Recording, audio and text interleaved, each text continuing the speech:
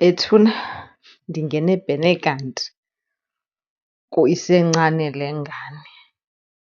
Nam angazi kanjani kodwa sendiphakathi because kaloku bendifuna uyibona i-happy ending noba ijongeka kanjani. Kodwa kule veki ke episode yakule veki kuthiwa Thando waze wasiphula umphefumlo siyi-country. The way besifuna umayinda ngakhona ibhizinesi yakho ide ibhizinesi yakho iphuhluke, but ngoku usifundise ntwinye. Uthe kuthi mind your own business. Iinto zabantu ababini azingenwa. Asadana he. Jonga oomalume bazile besithi bazosota out imetha. Kuphunyuka bemphethe ke sana uThando. Kuphunyuka bemphethe nomamakhe uthi angxamile. Ncamile uthi makahlale nehlanya lakhe, kutsho umama kaThando. Thetha siyacela. Siyacela ngoku xa ebona oomalume bengena uphuma ngegeyithi. Hayi ndoda, hayi zokuhlala phantsi namanye amadoda kaloku last week ubuphethile amafazi, imvubu. Kutheni ngoku sowubaleka amanye amadoda? Hlala phantsi kaloku sana, hlala phantsi namanye amadoda. Yhe waske wa-mild uSiyacela. Yhe, bendingamazi kanti uba siyakwazi uqoqeka isimilo sakhe that way. Ewe ke uphunyelwe sisimilo ngoxutha umntana ntoni. But during the whole meeting noomalume bakaThando, sana ebe-mild. Njengoba thina besimazi ngathi libhere last week, uye wangu-little lamb ke sana this week. Yhe, siyacela. Hayi kanti uyakwazi uziphatha kakuhle sana. But amakhosikazi akaDlamuka, eyi andiyazi. Hayi andiyazi. Umntu othethe kakuhle phaa yinkosikazi le umamkhulu. But bonke abanye maan baveske bandoyisa and ndayiandastenda because baphaa kwelaa gceke lakaDlamuka. Bayava, bayabona ukuhlukumeza kukaThando. USiyacela sana ngeyiphi le power anayo koomama bakwaDlamuka? Nditsho noba sekufike oomalume abakwazi umela inyani oomama bakaDlamuka. Bayayazi indlela uThando angaphethanga kakuhle ngayo, but no, bazohlala kwinto engeyiyo. uMashange sana makakhe ayichophise ngoba kaloku sesingenile ngoku siyi-country. Bayizise ezikrinini zethu le nto sisaqonda into yobana nathi siyayithatha sibhene kanti phakathi sayimayinda ibhizinesi kaThando noSiyacela.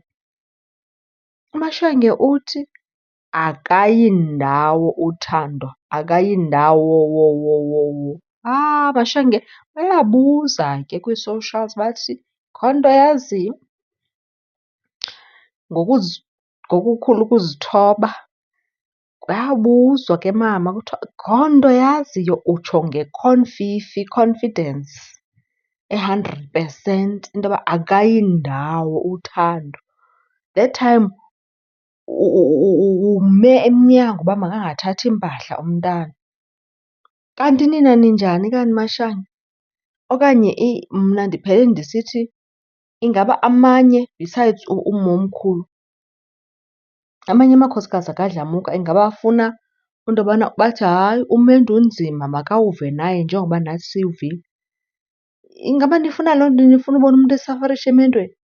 Because uThando ebezoyochitha nje ixesha elincinci eyophozisa intloko kokwabo, then ke aphinde abuye.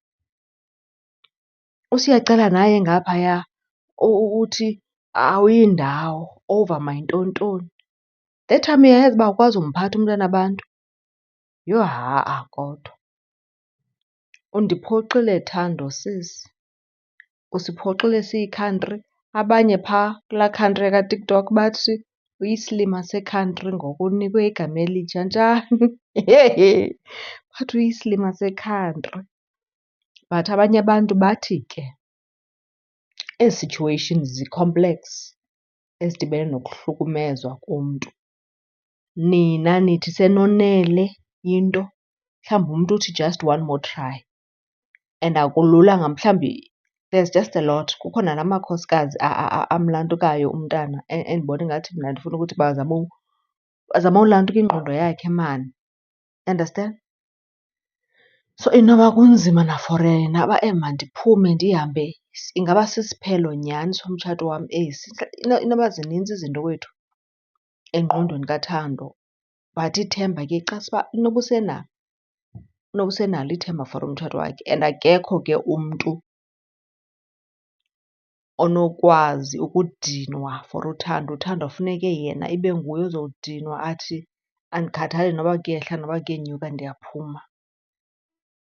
Uyacetyiswa ke Thando naphaa kulaa mhlaba kaTikTok kuthiwa sisi sicela nje ukhe wena uyovizithela nje uRevenge Diaries. Kuthiwa uRevenge Diaries noba ungumXhosa noba ungumZulu senjengoba uthetha esiphi ilanguage, noba uthethe yeyiphi ilanguage uzoyiva. Kuthiwa uyiva ngentliziyo, ungamameli ngendlebe uRevenge Diaries.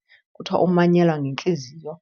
So uThando uthi ke ebekhe wayokroba because hayi nabantu bayamhlohla bathi, sisi siyakucela maan khawukhe uye nentliziyo yakho phaa kaRevenge Diaries. Ikhona into noba yi-one or two izinto onozifunda.